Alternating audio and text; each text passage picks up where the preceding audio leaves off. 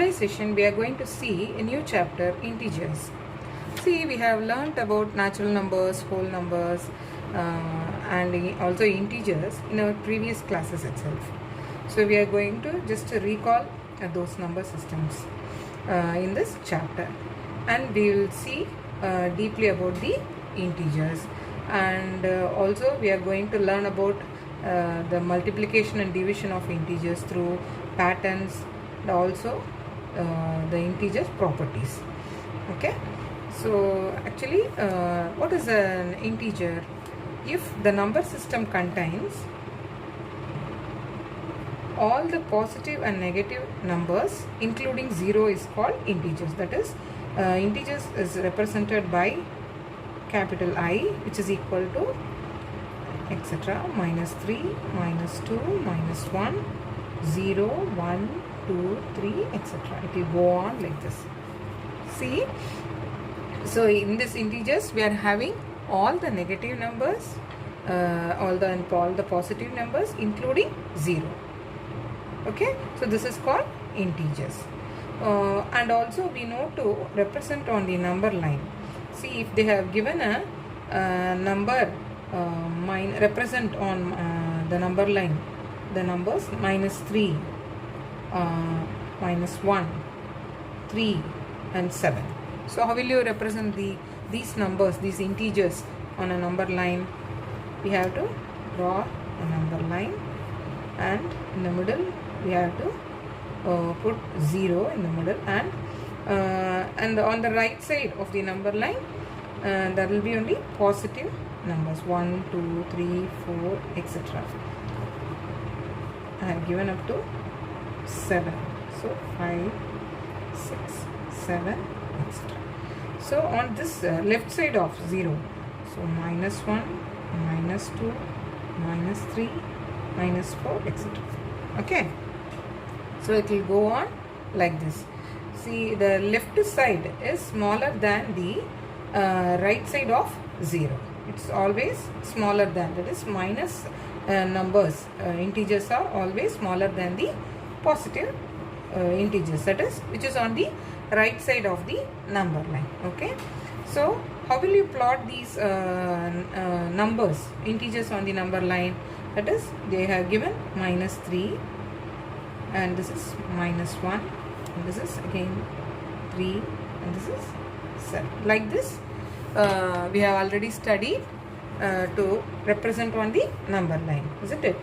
So in this chapter again we are going to see some properties of integers. Okay, so let us see the properties. First property is closure property. What is closure property? See, if I take any two integers, then their sum will also be an integer. That is, if I take any two numbers like A and B are two integers, right? Two integers, then their sum is always an integer. This is closure property, always an integer. Then what is their sum? A plus B is an integer, we are saying. Okay, so if A and B are any two integers, their sum will be always an integer. So it is also true for A minus B. That is, if A and B are two integers, then their subtraction A minus B is also an integer. Also an integer, right? Thus, the sum or difference of two integers is always an integer. This is called closure property. Next one is commutative property. Commutative property. Again, if I think of any two integers, let us take again A and B are two integers,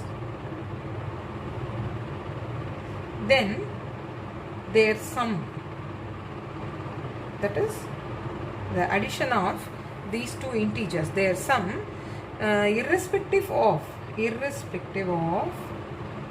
the order,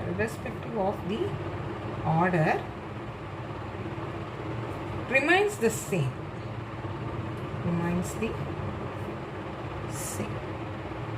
That is a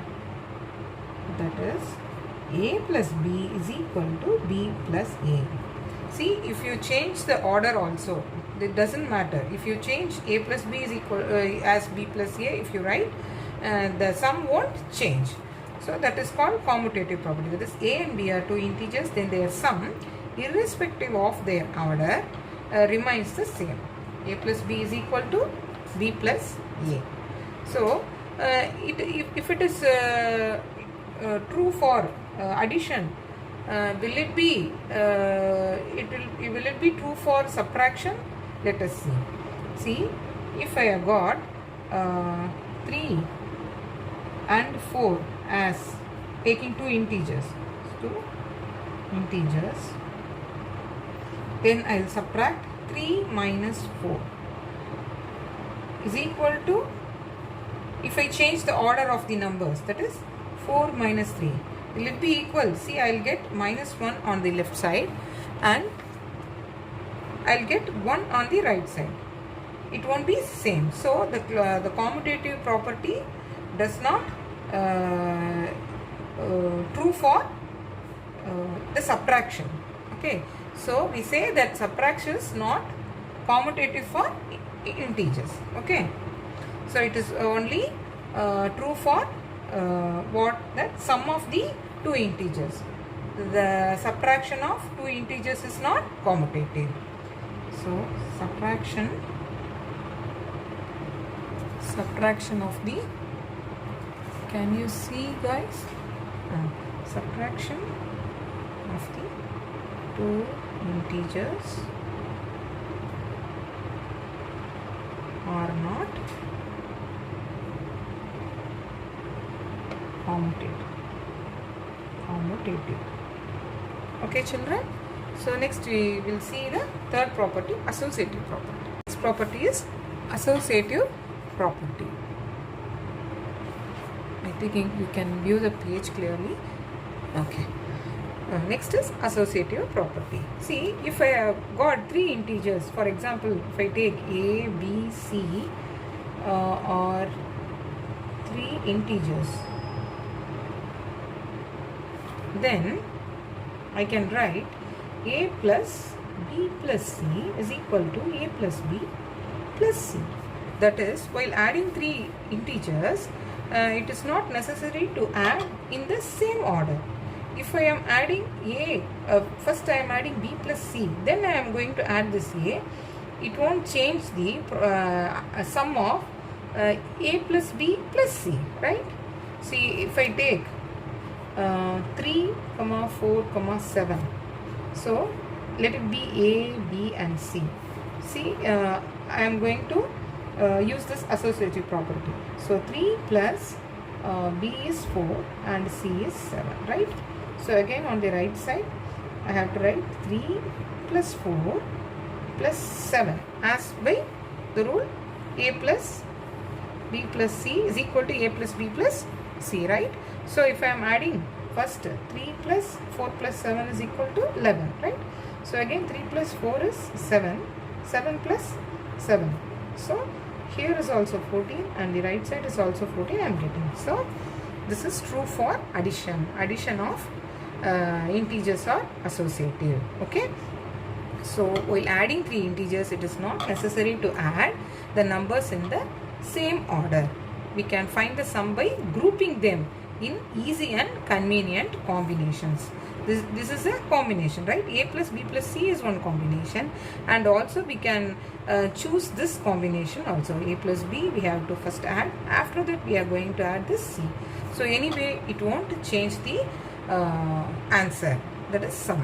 So addition of integers is associative. Okay, next we are going to see additive identity. Additive identity. See, if 0 is added to any integer, the sum won't change, right? 0 won't change any sum of numbers. That is, 0 is called an additive identity. If 0 is added to any integer. Their sum is the integer itself, right? See, whatever number you are going to add with 0, the answer will be the integer itself. For example, if I write 7 plus 0, the answer will be 7, right? 100 plus 0, again it will be the same integer. It's going to come on the other side as the answer. So 0 is called the additive identity. 0 is called an additive identity for integers. Okay, that is, if I can write a plus 0 is equal to 0 plus a is equal to what? I am going to get only a, right? So 0 is the additive identity. Next, additive inverse. We have seen additive identity.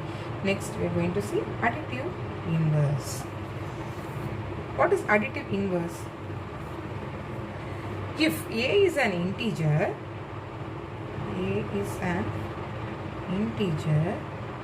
then there is an integer minus a, right? See, if all the positive and negative numbers are going to come in the integers. So, if a is an integer, there will be one minus a, right? So, then there is an integer minus a, right? Such that, how it will be?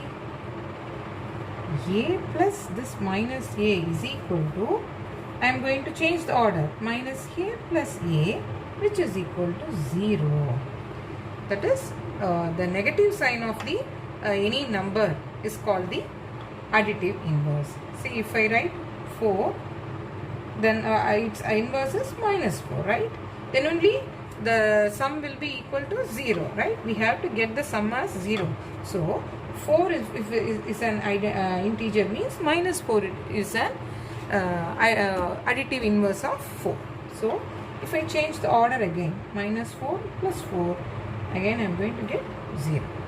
So, additive inverse. The sum of an integer and its opposite sign is always equal to 0. So, these are the properties we are going to use it in our exercise problems. So, next we are going to see the we are going to do the exercise problems. We will see it in the next session, and if you have any doubt in these properties, you can comment it on the comment section, and I will try to solve your doubts. Don't forget to subscribe our Wonder Max channel and share it to your friends. Take care, children.